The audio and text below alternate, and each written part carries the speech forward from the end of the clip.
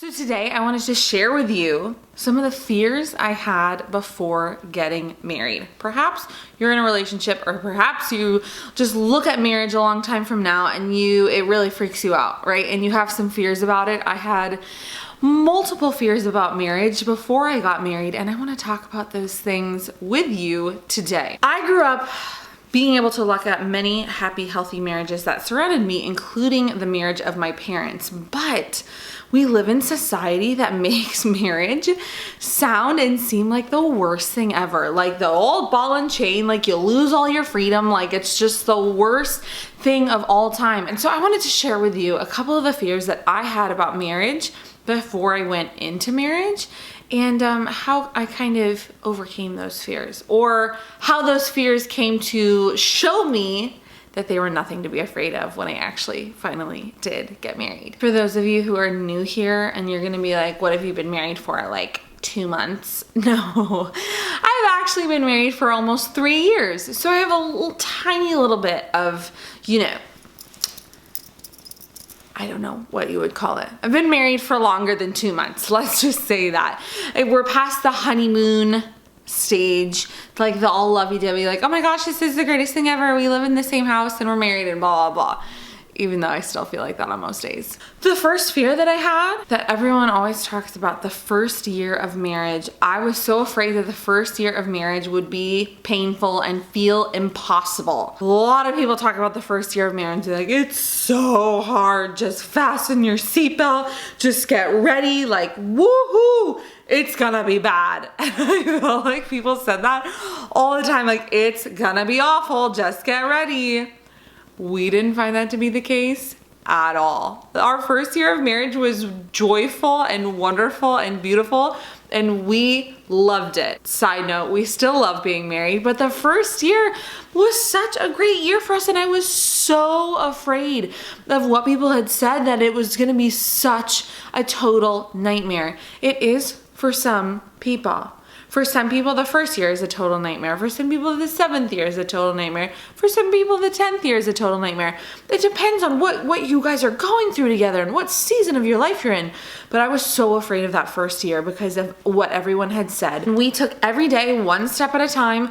We enjoyed one another. We communicated with one another. We communicated our expectations. And my fears were so unwarranted about the first year being such a nightmare. And it wasn't for us. And I was really, really grateful for that. And we made a conscious effort, a very conscious effort, and put in the hard work and the sacrifice to make it so that it wasn't. We talked and we loved one another and we laughed, and it was wonderful. So that was my first fear. The first year was gonna be awful. My second fear that I had before getting married was that moving in together after the wedding, because we had never lived together before, was gonna be a total nightmare. Many people had told me this as well. You can see our video, moving in together after our wedding. Many people told me that it was the stupidest thing ever to not live with Daniel before I married him, because you don't know how he lives, blah-de, blah-de, blah. Obviously, we have different ways that we live, right? But how do we overcome that? Once again, talking about things. AKA, it really bothers me when you do this. Can you just do this? That would really help me out. I don't like that you do this. Can we talk about doing this a certain way? It's amazing how when you live together with someone, if it's your roommate or whatever that is, how just talking about things helps so much. Instead of someone doing something annoying. Daniel and I don't have those problems of like, oh, he leaves his socks on the floor and it drives me crazy, or his towel on the bath floor drives me, we don't have those things. We're both very clean people, which is really helpful. But like couples that say like, oh, it bothers me so much when he leaves the towel on the floor. So you say out loud, it really bothers me when you leave the towel on the floor. Is that something that you think that you can do, is put the towel up so it doesn't drive me as crazy, right? So that we can have a clean space here. Using your words is a very powerful thing, is what I found in marriage. And I feel like a lot of people have expectations that they just don't say, especially we as women. We're not great at saying our expectations out loud, which is something I decided that I was gonna do as a wife, is state my expectations rather than have them going on silently in my head and expecting Daniel to read my mind. I have never, ever, ever once expected Daniel to read my mind, because I know that it never is going to work. We didn't let things fester. We didn't let things just like seethe in us and just, it drives me crazy. No, we wouldn't get to that place because we would say it out loud, and that helped a lot. So I realized I had nothing to fear because we are two grown adults who can communicate with one another about the living situation and how we like keeping the house and how we like functioning as human beings in our everyday life. The third biggest fear that I had before getting married was that I like wouldn't know how to do it right. Like I wouldn't know how to be a wife in the right way. Newsflash, right? Doing things right looks different for every couple. Every marriage is different. Every home is different. The way that the two spouses operate is totally different within every marriage. And what I learned in that process was that you learn as you go. I took my new life as a wife one day at a time.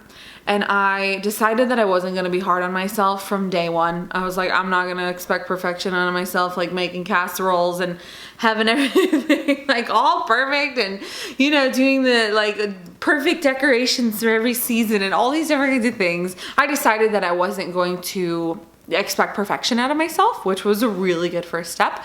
And that I was just going to take it one day at a time, and that I was going to learn as I went and be gentle with myself and allow myself room for error and allow myself room to be corrected by my husband as I correct him as well, to be challenged by my husband, to grow as a person, to grow as a human being in a very good way, in the same ways that I challenge him. And so this fear that I had of getting things right, I realized was silly because there is no right, and that I can allow myself space to become just the wife that God created me to be. That I don't have to like look at what other wives are doing on Pinterest or on Instagram or on anything like that and compare myself to them. That there is room, and I gave myself room and space to just become the wife that God wants me to be and that I want to be.